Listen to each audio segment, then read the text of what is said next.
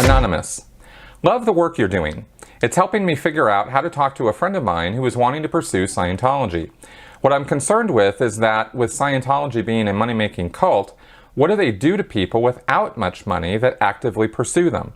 My friend does not have money to spare and their finances aren't great, but they can pay their bills and they work a humble job. Since Scientology is all about the money, what would they do if my friend showed up eager to join? Okay, good question. Scientology's lower level services are pretty cheap. $50 courses, $75 courses, $150 or something. They'll even give you a free introductory session, and then you can pay, $150 or $300 for a co-audit, where you and another person read parts of Dianetics, listen to a couple of Hubbard lectures on the subject, and then audit one another with Book 1, Dianetics, from Dianetics, Modern Science and Mental Health. It's called Book 1 because it was the first book by Hubbard. There's something called a Dianetics seminar you can take, which is only which is a weekend activity. I think that's like $100 or $200. So they're kind of eager to get people in without having to charge them an arm and a leg to get started. Very few people are going to walk in and just plop down $1,000 or $2,000 for the major services. They're going to come in on a gradient, on a scale. They're also going to be very heavily pushing books on your friend. They're going to want him to read Hubbard's either Dianetics or Scientology, The Fundamentals of Thought, which is sort of the Book 1 of Scientology. It's sort of a survey of Scientology and gives its basic concepts and principles. Or a light grade book like New Slant on Life, which is a book that just has a bunch of essays from Hubbard that are, some of them kind of interesting, all of them flawed to one degree or another. Even if the flaw is simply the hypocrisy of Hubbard saying, for example, writing an essay called What is Greatness, where he talks about how the greatest test of a person is their ability to love somebody despite invitations to hate them, enemies or people who are opposed to you. Hubbard says true greatness lies in being able to love people despite that, and not seething with hatred towards them. Sure, deal with them, discipline them if necessary, if they're criminals or something, but don't fall into the trap of hating them. And that's kind of inspirational writing, and it sounds pretty good. If only Hubbard himself had applied it, I might be a little bit more impressed. So there's a collection of essays in that book, or there are other basic books. They're big on that. Hubbard was real big on getting people to read his books because he then is the one who's doing the sales job.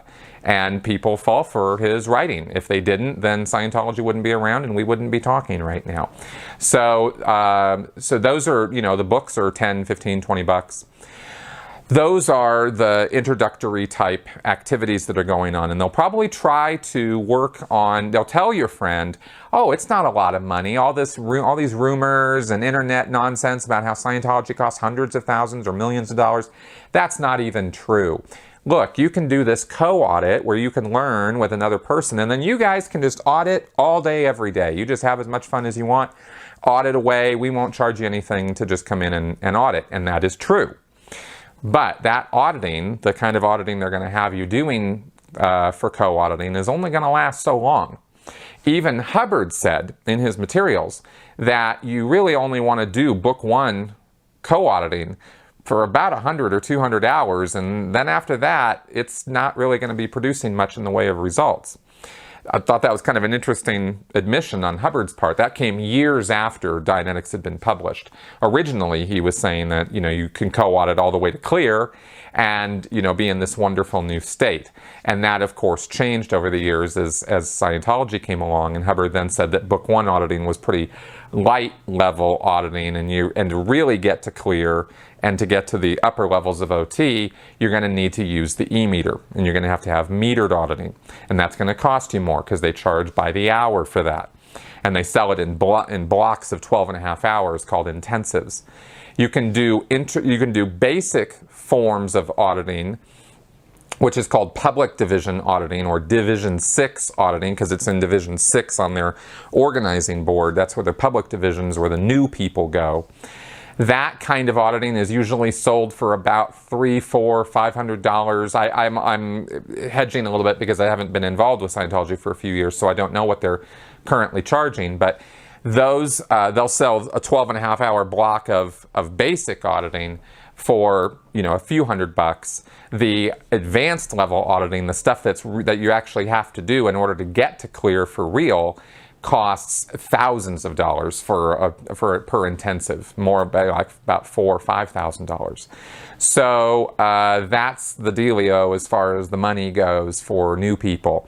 They will string a person along, like your friend who doesn't have a lot of money, for months, trying to get them to do services, including some of the basic courses that they offer have to do with making money, organizing your money, dealing with your finances.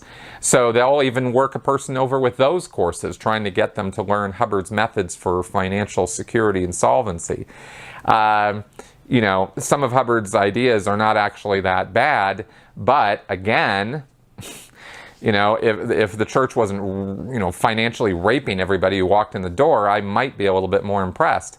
They say, for example, in the materials, Hubbard says to not ever, ever, ever get into debt. Don't use credit cards.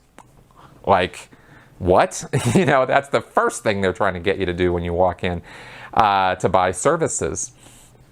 I've had friends who were, people I've been in touch with who are still involved in Scientology or have been over the last few years, who have told me that they were heavily pressured to apply for more credit cards, take out loans, mortgage their homes, their cars, whatever, in order to get some money together so they could pay for services. So it's kind of weird that they give you a course telling you not to go into debt, to have multiple sources of income, to have a budget, do sensible things with your finances, and then at the same time they're telling you, violate all those rules. But that's the contrarian world of Scientology. Okay, so I think that kind of gives you some idea of what to expect.